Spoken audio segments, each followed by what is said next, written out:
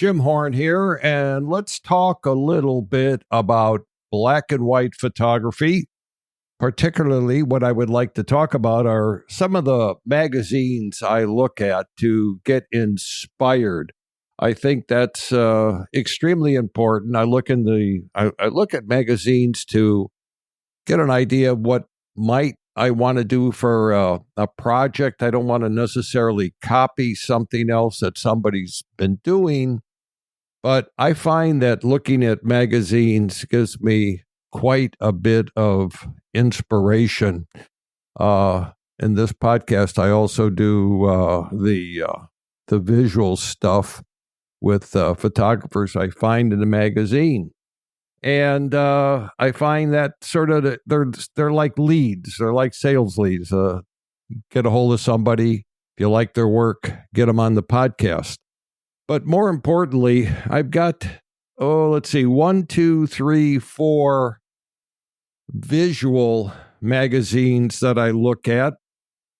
And let's go through them. I'm not suggesting you run out and buy them. That's not the point of this. But what I am suggesting is that you find some source of visual stimulation. It's hard to find that on YouTube. YouTube for photographers is really geared towards equipment. And quite frankly, when I look at these magazines and I talk to these photographers, they really don't have very sophisticated equipment.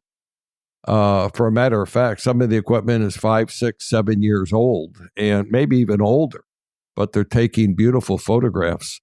So let's talk about some of the magazines. The first one that I look at, it's called Black and White Magazine. It's actually done out of the States, and it says the title says for collectors of fine photography.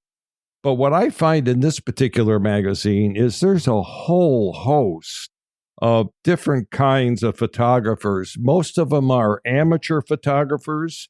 Let me give you an example. It says special issue. This is the latest one that I've got, April 2024. Special issue single image contest winners. And I go through here, and it's all single images. It's obviously not. It's not the projects that I sort of like, but it's some really beautiful stuff. And so it really helps to inspire me, obviously, because I call this podcast Black and White Photography Podcast. I'm obviously interested in black and white, although we've had a lot of colored people on too. I was going to once change the name of the podcast, but I thought, why do that? I mean, just be a little bit more eclectic in your approach. Anyway, this black and white magazine does not come digitally. It comes through the mail, and man, I'll tell you, I'm looking at it now, and it has nothing but great images in it. Here is the cover of it, and I would suggest, even if you get one trial image of that particular magazine, I think, and if you're a black and white photographer in particular, I think that would be a great magazine to get your hands on. The other magazine that I get, and this may sound sort of strange, and I've gotten this one for years, is Aperture. Now, Aperture obviously has color, black and white photography in it. It's all sorts of different kinds of photography. But the reason that I get Aperture is because it's a little bit different. It's more avant-garde. You're going to find things in there that you're not going to find in a normal photo magazine.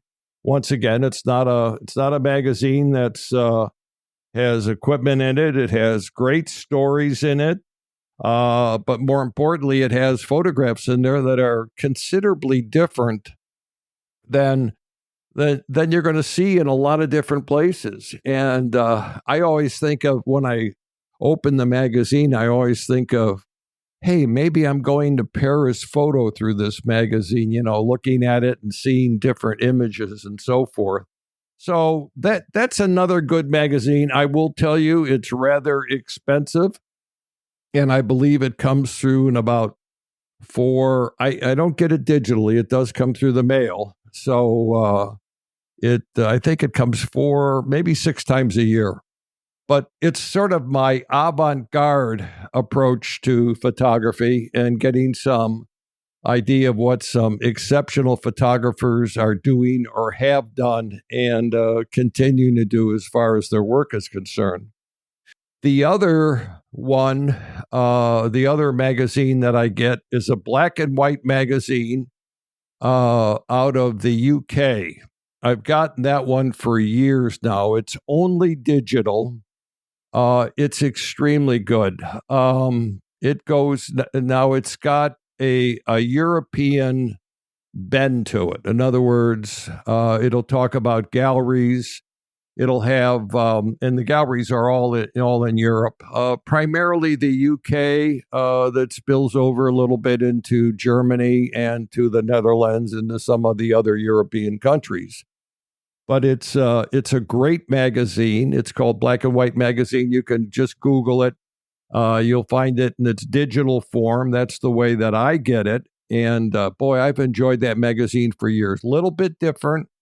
They really focus on a little bit more of storytelling in the beginning, and then they give you some other ideas. I think they have a section called F8, and it goes through some other ideas to maybe explore whatever interest you might have in photography, or actually get some other ideas.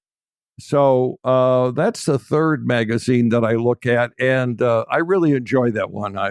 I've kept that script going now for years, and I think if you don't want to get a hard copy of one black and white magazine, and that one's really not too expensive, you can get the black and white digital thing out of the UK, the magazine, and I think you'll really like it.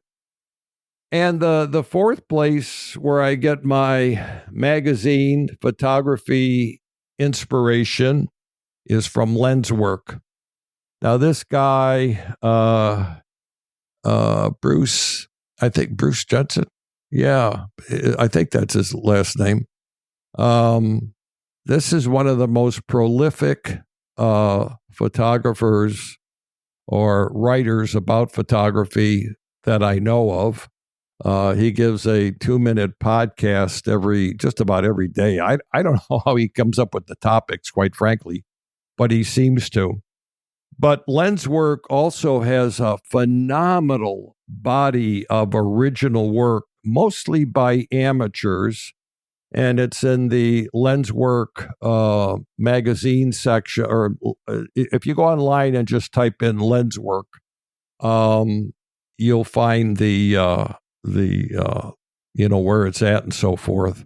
He goes through critiques, but more importantly, what I look at are the magazines, and he puts out I believe it's monthly. I've subscribed once again to that work for years, and only I do so because it's good. It's predominantly black and white, although on occasion he has had some color work in there, and the color work is certainly as good as the black and white work. So that's what I look at in magazines, and that's the kind of thing that gives me inspiration.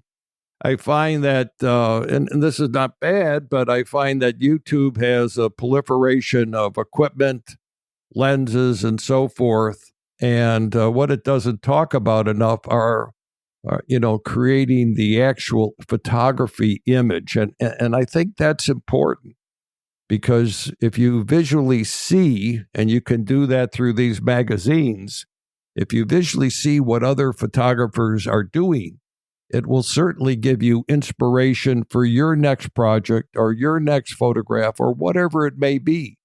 And that's why I look at these magazines. I really find them to be great.